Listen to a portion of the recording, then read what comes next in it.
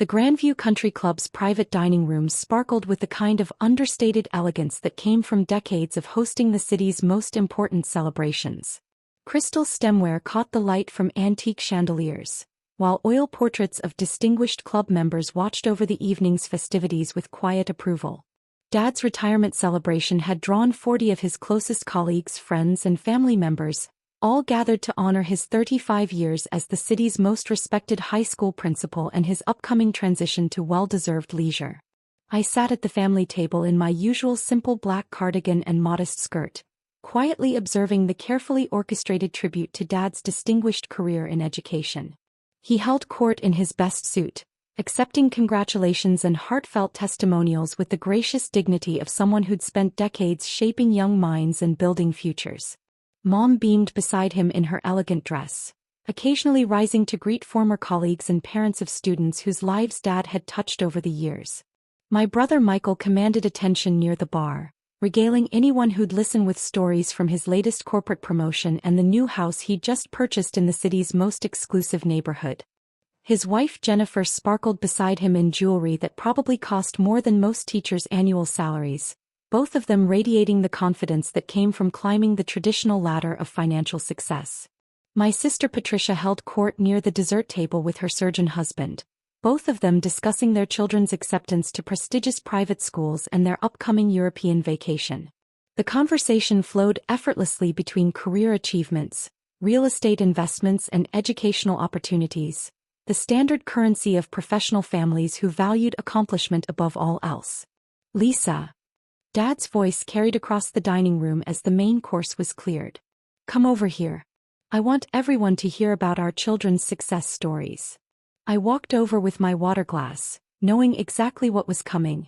This was Dad's favorite performance at professional gatherings, showcasing his children's achievements as evidence of the strong family values and educational foundation he'd provided. Everyone, Dad announced to the growing circle of educators, school board members, and community leaders, these are my pride and joy. Michael here just made senior vice president at Crawford Industries, youngest person in company history to reach that level. Michael accepted the congratulations with obvious satisfaction, shaking hands and exchanging business cards with appropriate modesty. And Patricia married Dr. Robert Sterling, one of our city's most respected cardiac surgeons. They've built a beautiful life together, 2 children at Riverside Academy, very active in the country club community. Patricia beamed as the circle offered warm congratulations and asked about her charity work and social commitments. And this, Dad's voice took on a different tone as he gestured toward me, is Lisa. Well, she's still finding her way. The circle of accomplished professionals smiled politely, the kind of expressions people wear when they sense a family disappointment story approaching. What do you do, Lisa? Asked Dr. Martinez, the school district's superintendent and one of Dad's longtime colleagues. I work with educational programs, I said simply. She means she's a teacher's aide, Dad clarified with barely concealed disappointment. Part-time work at one of the elementary schools downtown. Nothing like what Michael and Patricia have built, but everyone finds their own level. The circle made understanding sounds, clearly sympathetic to having a family member who hadn't quite achieved the same success as their siblings. Teaching is noble work, offered Mrs. Henderson, wife of the school board president. The education system needs dedicated support staff. Oh, it's noble, Dad agreed, his voice carrying to nearby tables, but let's be realistic about what it represents. While Michael is building corporate empires and Patricia is raising the next generation of leaders, Lisa is, well, she's helping with finger painting and snack time. The laughter that followed was more uncomfortable than cruel, but Dad continued with obvious frustration. The thing is, he said, his educator's voice rising with the authority of someone accustomed to holding audiences, I spent 35 years trying to instill the value of education, the importance of achievement, the necessity of building something meaningful with your life. He gestured around the room full of successful professionals. Look at the people in this room, superintendents, principals, school board members, education leaders who've dedicated their careers to making a difference. These are people who understand what it means to amount to something. More nods of approval from the gathered educators. Michael understood. He took his education seriously, built a career, achieved real success. Patricia understood. She married well, created a stable family, contributes to the community in meaningful ways. The attention of nearby tables had shifted to our conversation, clearly sensing that Dad was building towards some kind of significant point about family values and educational achievement. But Lisa, Dad's voice carried clearly across the dining room now, represents everything I tried to teach my children not to become. 33 years old, living in a tiny apartment, working a part-time job that barely covers basic expenses. No ambition, no drive, no understanding of what success actually requires. The silence that followed was heavy with sympathetic understanding for a father disappointed by a child's limited achievements. "You'll never amount to anything," Dad declared with the finality of an educational professional delivering a performance evaluation. "Still working that little job, still pretending that helping with elementary school activities constitutes a meaningful career." The family and assembled guests nodded with benevolent sympathy, clearly moved by Dad's honest assessment of a difficult family situation. I took a sip of water and was quiet for a moment, considering how to respond to being publicly dismissed as a failure at my father's retirement celebration in front of 40 education professionals. Before I could say anything, my phone rang. Loudly. I'd forgotten to switch it to silent mode, and the ringtone echoed across the suddenly quiet dining room. The caller ID showed Mayor's Office, City Hall.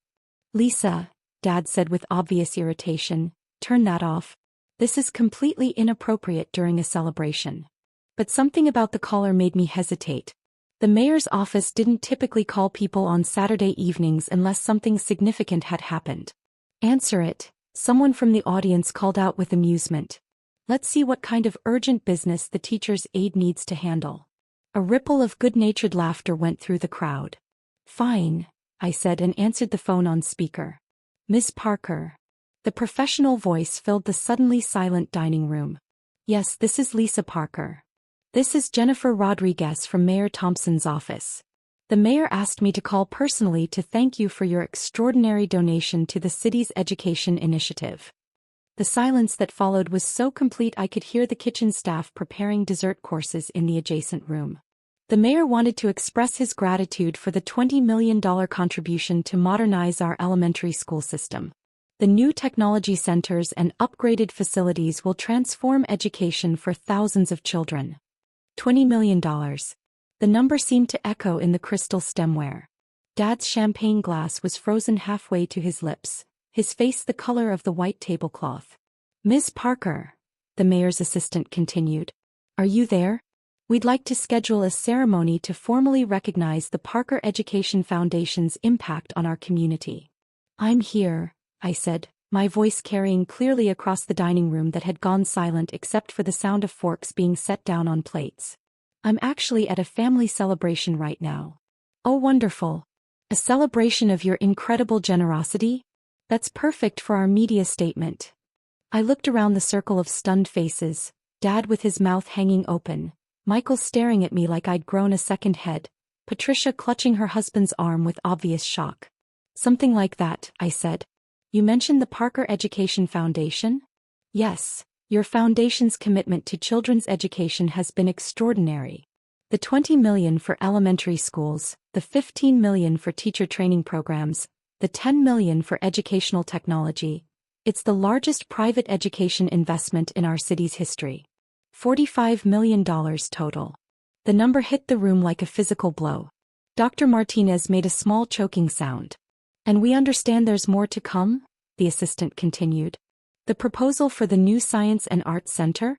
That would be another $30 million commitment, correct?" "That's still under review with the foundation board," I said, watching the education professionals around me process numbers that dwarfed their entire district budgets. "Excellent. The mayor wanted me to personally convey that you'll be receiving the city's highest civilian honor at next month's ceremony. Your impact on children's education has been transformational." "I appreciate the recognition," I said. "Can we schedule a formal meeting for Monday to discuss the details?" "Absolutely. One more quick question for tonight's press release. What inspired such a significant commitment to elementary education specifically?" I looked around the circle of educators who had just listened to my father explain why I'd never amount to anything. "I believe that every child deserves access to excellent educational opportunities," I said. Too many people assume that those working in elementary education don't understand the bigger picture of what quality education requires. Beautifully said. That quote will be perfect for tomorrow's announcement. Thank you again, Ms. Parker. I hung up the phone and looked around at the 40 education professionals who had been witness to the most dramatic reversal in Grandview Country Club history. $45 million, Dr. Martinez whispered, staring at me with obvious awe. Lisa, the Parker Education Foundation, that's your foundation? Yes, I said simply. I started it 6 years ago to address funding gaps in elementary education. Your foundation? Dad's voice came out as barely more than a croak. Lisa, what are you talking about? The Parker Education Foundation focuses on early childhood development and elementary education initiatives. We fund technology upgrades, facility improvements, and teacher training programs. Michael found his voice, though it came out about 2 octaves higher than usual. Lisa, where did $45 million come from? Parker Educational Services, I said calmly. The curriculum development company I started 8 years ago. The family stared at me like I'd announced I was from another planet. Curriculum development? Patricia asked weakly. Educational software, digital learning platforms, teacher resources. We design and supply educational materials to school districts nationwide. Dr. Martinez leaned forward with obvious fascination. Parker Educational Services. Lisa, that's your company? You developed the reading comprehension software that's revolutionized primary education. Among other programs, yes. We focus on evidence-based learning tools that actually help children succeed. I know your work, Mrs. Henderson said with amazement. Our district has been using Parker educational materials for 3 years. Test scores have improved across every metric. Dad was staring at me with a combination of shock and what looked like physical nausea. Lisa, how big is Parker Educational Services? Annual revenue is approximately $180 million. We employ 340 people across 15 offices nationwide. The number settled over the dining room like fog rolling in from the ocean. $180 million, Mom whispered, her voice barely audible. The education market has grown significantly over the past decade. Parents and districts are investing heavily in proven learning tools. Michael sat down heavily in the nearest chair. Lisa, you own a $180 million company? Majority shareholder, yes. Though the real measure of success isn't revenue, it's educational impact. Our programs are used by over 2 million children nationwide. Mrs. Henderson was shaking her head with amazement. Lisa, the reading intervention software your company developed has closed achievement gaps that we thought were impossible to address. You've literally changed how children learn to read. That's the point, I said. Educational technology should solve real problems, not just generate profits. The mayor's assistant had mentioned a press release, and I could see several people in the room already pulling out phones, probably to check news websites or social media for information about the Parker Education Foundation.